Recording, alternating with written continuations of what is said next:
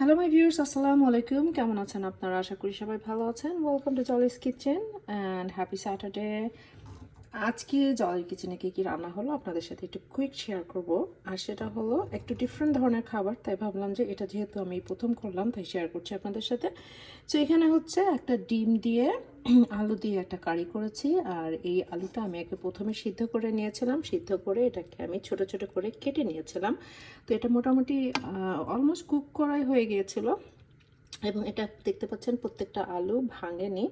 তো এটাকে সিদ্ধ করে ছোট ছোট করে কেটে এরপরে আমি ডিমটাকে অমলেটের মতো করলাম। অমলেটের মতো করে এটাকে যে ছোট ছোট টুকরা করলাম, টুকরা করে আমি পুরা যেভাবে আমরা মাছ দিয়ে কারি করি, মাছের ঝোল করি বা মাছের কারি করি, ডিম কারি করি, ঠিক একইভাবে আমি এই ডিম দিয়ে আলুটা দিয়ে কারিটা করছি। তো দেখতে পাচ্ছেন খুবই সুন্দর হয়েছে দেখতে, খেতে কিন্তু অসাধারণ, কারণ আমি এই খাবারটা আগে খেয়েছি, এই জন্য বলতে পারতেছি যে এটা খেতে খুবই মজা। তো আলু দিয়ে ডিম হয়ে গেল। আর নেক্সট আমি এখানে করেছি কচুরমুখী দিয়ে রুই মাছ। আর রুই মাছটা আসলে গ্রাস কার্পটা হচ্ছে আমাদের এইখানে আমেরিকাতে। আমি সবসময় বাংলাদেশি রুই মাছের থেকে আমি সবসময় এই গ্রাস কার্পটা বেশি প্রেফার করি, কারণ গ্রাস কার্পটাতে গন্ধ থাকে না, মোটামুটি ফ্রেশই থাকে, এটা ফ্রোজেন থাকে না। তো সবসময় দেখা যায় যে আমি মাছ কিনলে ম্যাক্সিমাম টাইম গ্রাস কার্পটা কেনা হয়। তো এটা কচুরমুখী দিয়ে গ্রাস কার্পটা রান্না হয়ে গেছে। এখানে খুবই মজাদার ডাল দিয়ে সজনা করেছি। এটা খুবই মজার একটা খাবার, আমার ফ্রেন্ড আমাকে সজনা দিয়ে গেছিলো, তো সেই সজনা দিয়েই আমি ডাল দিয়ে করে ফেলেছি। তো এটাও দেখতে অনেক অসাধারণ হয়েছে, এটা খেতেও খুব ভালো হয়েছে। আমি আসলে লোভ সামলাতে না পারি একটু খেয়েও ফেলেছি, স্যুপ হিসেবে খেয়েছি, খুবই ভালো লেগেছে। এখানে কিছু পটল ভাজি করেছি। আর আমি সবসময় পটলটা এভাবেই পছন্দ করি, খোসাটা কিছুটা রেখে দিই আর পেঁয়াজটা একটু ক্রিস্পি ক্রিস্পি রেখে দিই। আর আজকে আমি আমাদের দেশি মরিচ না দিয়ে আমি এটাকে হালাপিনো স্লাইস করে কেটেছি। আর দেখতে পাচ্ছেন হালাপিনোটাও কিন্তু ক্রিস্পি ক্রিস্পি রেখে দিয়েছি, কারণ এগুলো মরিচ যদি বেশি কুক করা হয় তাহলে আমার কাছে ভালো লাগে না।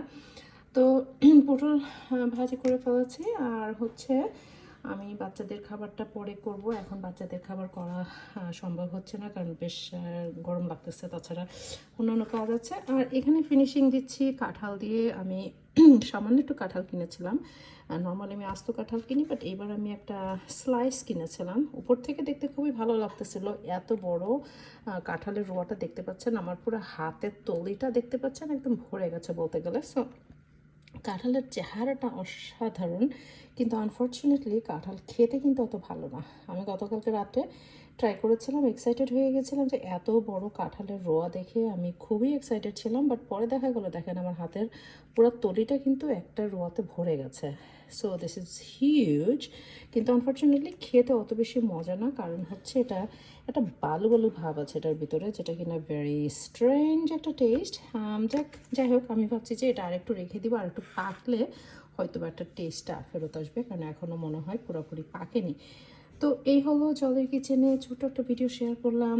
স্যাটারডেতে কী রান্না হলো, যদিও আমাদের নিজেদের খাবারের জন্য এগুলো করা হয়েছে, আমার বাসায় কেউই আসতেছে না, জাস্ট নিজেরাই খাবো। ভাবলাম যে উইকেন্ডে রান্নাটা করে ফেললে উইকডেজে একদম কিচেন আসা লাগবে না, তাছাড়া কাজ আছে, ভাবলাম যে কাজ থেকে এসে রান্না করব না, তাই করে ফেললাম রান্না। আরও কিছু রান্না অলরেডি করা আছে, যেটা আর এখন দেখাচ্ছি না, কারণ ওটা অলরেডি ফ্রিজের ভিতরে আছে। তো যাই হোক ভিউয়ার্স, আপনাদের সাথে আবারও দেখা হবে, ভালো থাকুন আর কমেন্ট করে জানান আজকের রান্নাগুলো কেমন হয়েছে।